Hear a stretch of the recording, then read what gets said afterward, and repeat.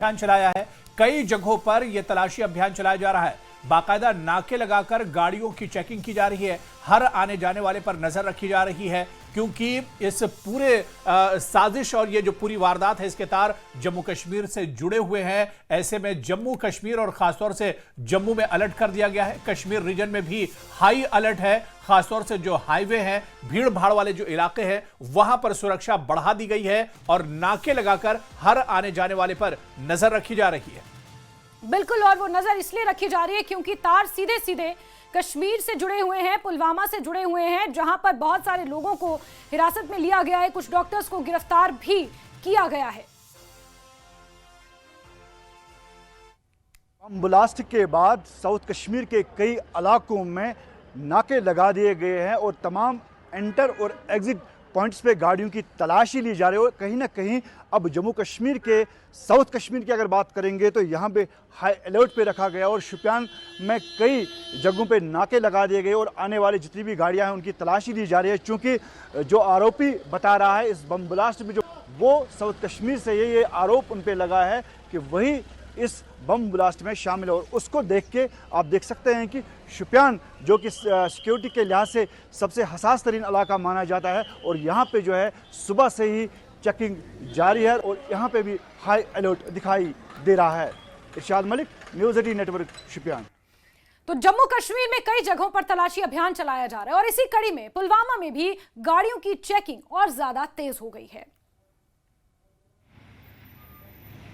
तो जहां पर हाई अलर्ट कर दिया गया है क्योंकि पुलवामा से कई गिरफ्तारियां हुई हैं और इस बीच खबर आ रही है कि पूरे जम्मू कश्मीर और खासतौर से पुलवामा में हाई अलर्ट है। नाके लगाकर यहां पर जांच पड़ताल की जा रही है और आप ये तस्वीर देखिए, पुलवामा की तस्वीर है जहां पर आने जाने वाली गाड़ियों पर नजर रखी जा रही है, इनकी तलाशी ली जा रही है और हर एक पर एक तरह से सिक्योरिटी पहरा बढ़ा दिया गया है पुलवामा के अंदर, क्योंकि सीधे सीधे जो ब्लास्ट दिल्ली में हुआ है इसके तार भी पुलवामा से जुड़े हैं। कई गिरफ्तारियां सुबह से पुलवामा में हो चुकी हैं, ताबड़तोड़ गिरफ्तारियां हो रही हैं और इसके अलावा कई लोगों को हिरासत में लिया गया है, जिनसे इस पूरी वारदात को लेकर, इस पूरे मामले को लेकर जांच पड़ताल की जा रही है। जो पुलिस है वो काफ़ी मुतहरिक हो गई है। पुलवामा के जितने भी इंटर डिस्ट्रिक्ट रोड्स है या कस्बा में जो जितने भी एग्ज़िट और एंट्री पॉइंट्स है उनमें खुसूसी नाके पुलिस ने कायम किए हैं। यहाँ पर आप देख रहे हैं पुलिस की जानिब से हर किसी आने और जाने वाले जो व्हीकल्स है इनकी तलाशी ली जा रही है, उनकी छानबीन की जा रही है। इस वक्त जो पुलवामा का इसमें नाम आ गया, पुलवामा का कनेक्शन इसमें आ गया। 3 अफराद जो है वो इसमें मुलव्वस पाए गए हैं पुलवामा से ताल्लुक़ रखने वाले, ख़ासकर जो डॉक्टर उमर है कोयल से ताल्लुक़ रखते हैं। तो उसके बाद यहाँ पर जो पुलिस है, पुलवामा की जो पुलिस है, इन्होंने जो इन्वेस्टिगेशन भी यहाँ पर चल रही है और जो सब जो आने वाले और पुलवामा जो जाने वाले हैं उनके साथ जो है तलाशी जो कार्रवाई ली जा रही है। खुसूसी नाके कायम किए गए हैं पुलिस की जानिब से और किसी भी सूरत हाल से निपटने के लिए पुलिस यहाँ पर तैयार है और जो भी इसमें मुलव्वस है और वो यहाँ पर देखा जा रहा है। और ख़ासकर पुलिस मुतहरिक है यहाँ पर पुलवामा में इस हवाले से किसी भी सूरत हाल से निपटने के लिए। और यहाँ पर अगर देखा जाए जो एंट्री और एग्ज़िट पॉइंट्स है इनमें खुसूसी नाके आज यहाँ पर पुलिस ने कायम किए हैं। बिलाल खान, न्यूज़ 18, पुलवामा। और इस बीच जम्मू सांबा कठुआ रेंज के डीआईजी शिव कुमार शर्मा ने बताया कि दिल्ली में कल हुई घटना के बाद जम्मू में सुरक्षा व्यवस्था कड़ी कर दी गई है। उन्होंने कहा कि सभी संवेदनशील जगहों पर सुरक्षा कर्मियों की तैनाती बढ़ा दी गई है। उन्होंने आम जनता से भी अपील की है कि अगर उन्हें कोई संदिग्ध चीज या व्यक्ति दिखाई दे तो तुरंत पुलिस को सूचित करें। सुनिए। कि हमें टाइमली इन्फॉर्मेशन दें, कहीं भी अगर कोई संदिग्ध व्यक्ति, कोई anti national element, anti social element कोई ऐसी कोई बात कर रहा है या कहीं आपको संदिग्ध व्यक्ति दिखता है क्राउडेड प्लेसेस में, हमें तुरंत संपर्क करें, सूचना दें, 112 पे डायल करें। हमारी टीम जो है हर जगह पे तैनात हैं और जितने भी क्राउडेड प्लेस हैं, बस स्टैंड, रेलवे स्टेशन, हर जगह पे हमारी टीम जो है तैनात है और हर चुनौती से निपटने के लिए हम लोग तैयार हैं। धन्यवाद जी। तो साहब इनका कहना है कि हर तरह की चुनौती है उससे निपटने के लिए तैयार हैं जम्मू कश्मीर पुलिस की टीम्स और डिप्लॉयमेंट जो है पुलिस की हर जगह कर दी गई है। जितने भी सेंसिटिव संवेदनशील इलाके हैं वहां पे जो है सिक्योरिटी बढ़ा दी गई है, क्योंकि जिस तरह से घटना दिल्ली में हुई है उसके बाद कल रात से ही नाके जो हैं वो जगह जगह लगा दिए गए हैं और जो खासकर जो सेंसिटिव जो संवेदनशील इलाके हैं वहां पे जो है सिक्योरिटी बढ़ा दी गई है। और पुलिस ने आह्वान किया है जनता से भी कि उनका सहयोग करें। कोई भी संदिग्ध वस्तु मिलती है या संदिग्ध कोई एक्टिविटी देखते हैं तो तुरंत जो है वो पुलिस को सूचित किया जाए। कैमरामैन चांद के साथ राजन वैद, न्यूज़ 18 जम्मू। तो वहीं दिल्ली में ब्लास्ट के बाद पूरे देश भर में गुस्सा है। जम्मू कश्मीर के कठुआ में प्रदर्शन हुआ है। कठुआ के बरवाल गांव में जोरदार प्रदर्शन इसको लेकर किया गया। लोगों ने पाकिस्तान के विरोध में पुतला भी जलाया है और देश भर में दिल्ली ब्लास्ट को लेकर गहरा गुस्सा और चिंता है। बिल्कुल जैस्मिन, कठुआ के बरवाल में आप देखिए कि यहां पर लोगों में नाराजगी और पूरे देश में नाराजगी है। ये सिर्फ कठुआ की बात नहीं कि कठुआ में लोग बाहर निकले और लोगों ने प्रदर्शन किया है, अपनी नाराजगी जाहिर की, बल्कि पूरे देश में इस तरह की नाराजगी है। आपको याद होगा कि जब मुंबई अटैक हुआ था या इस तरह से पार्लियामेंट पर अटैक हुआ था या पुलवामा का हमला हुआ था, उसके बाद भी इसी तरह की कुछ नाराजगी देखने को मिली थी।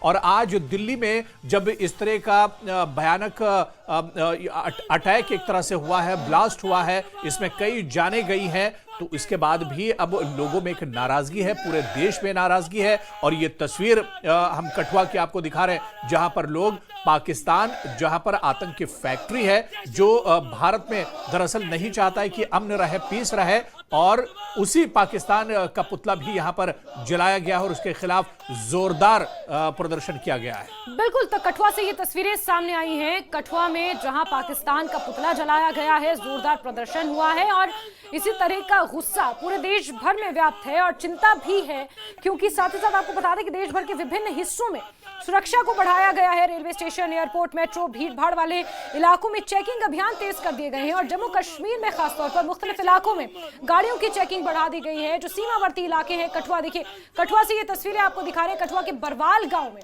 ये प्रदर्शन हुआ है और तिरंगा झंडा हाथ में लेकर पाकिस्तान के खिलाफ जमकर नारेबाजी हुई है। जैश ए मोहम्मद आतंकी संगठन का इसमें नाम सामने आ रहा है। हालांकि अभी तक आधिकारिक पुष्टि होना इन तमाम बातों की बाकी है, लेकिन इस बीच पाकिस्तान और पाकिस्तान की तरफ से आतंकवाद को जिस तरह से बढ़ावा दिया जाता है और अगर ये रेडिकलाइजेशन का भी केस है वाकई में, तो फिर वो भी पाकिस्तान और सीमा पार बैठे आकाओं के द्वारा ही, आतंक के आकाओं द्वारा इसे अंजाम दिया जाता है। और उसके खिलाफ कठुआ के बरवाल इलाके में लोगों का ये जोरदार प्रदर्शन और पाकिस्तान का पुतला दहन देखने को मिल रहा है।